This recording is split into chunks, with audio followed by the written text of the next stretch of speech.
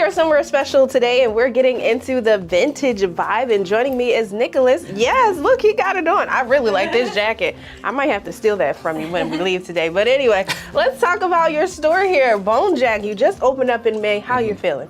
We're feeling great. We've gotten an awesome reception from the community as far as what the goal of the company is and what we're doing here and what we're trying to offer the community. It's been an amazing reception so far. We're really happy to be here. Yeah, so what kind of got you into vintage and, you know, all of these different things that you have in your store here? Grew up with a lot of older brothers, so wearing hand-me-downs kind of came as, second nature, just by nature of how all that works. I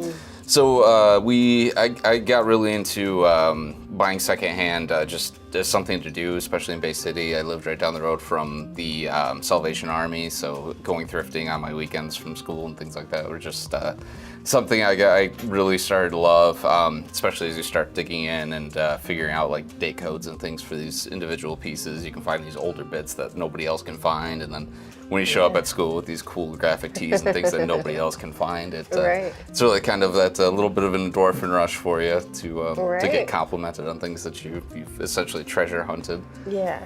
So we all have our own definition of vintage, but what does vintage mean to you? Vintage, by definition of the industry, is anything that's 20 plus years old. So right now that would be anything manufactured 2003 and earlier. So every year we essentially get like an extra year of new vintage things that we can apply to the shop.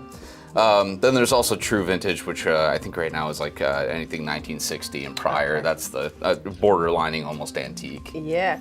Well, that's kind of interesting with the timing, because you say 20 years or more. It's like, oh my gosh, that was only just 2003. Like that just seems like yesterday rather than actually calling it vintage. You right. know? Yeah. When I started this, it was the early 2010s, and so it was just like 90s apparel, which is my decade that I was born and raised in. Now that we're a little bit further into this, it's more the stuff that I was wearing in high school, which hurts a little bit more as I'm going through my parents' basement and holding up these things that I used to wear. And it's like, this could technically go in the shop now. So it gets more painful as you age, but we still love this stuff. Right. Even when you think of kids born in 2003, it's like, oh my gosh, they're like 20 years old. I know. They're like adults. Yes, the time has gone by. Now, are there any favorite pieces that you've picked out throughout the years that you just absolutely love? Oh my gosh, there are so many.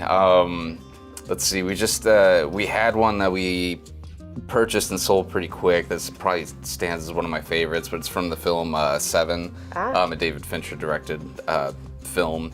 And it was such an amazing shirt. It's one of those once in a lifetime pieces, but it just had this big, a hit is what we call it, when it's got like a big graphic of Brad Pitt just on the front of it. So it was such a great piece. That one actually ended up going to Japan recently, so it's definitely like a global market for some of these things. All right, anything else you want to share? No, come visit us, and we're super happy to be here. Angela and I will be here to help you guys out with all your vintage needs. Yeah, tell folks how they can find you. They can find us on Instagram at Bonejacked VTG, just all one word. We're also on the Facebook, or come see us at 512 Columbus Avenue in Bay City. All right, well, thank you so much, Nicholas. Now, when we come back, we're going to check out some of the items around the store here, so stick around. Focus on 5. We'll be right back.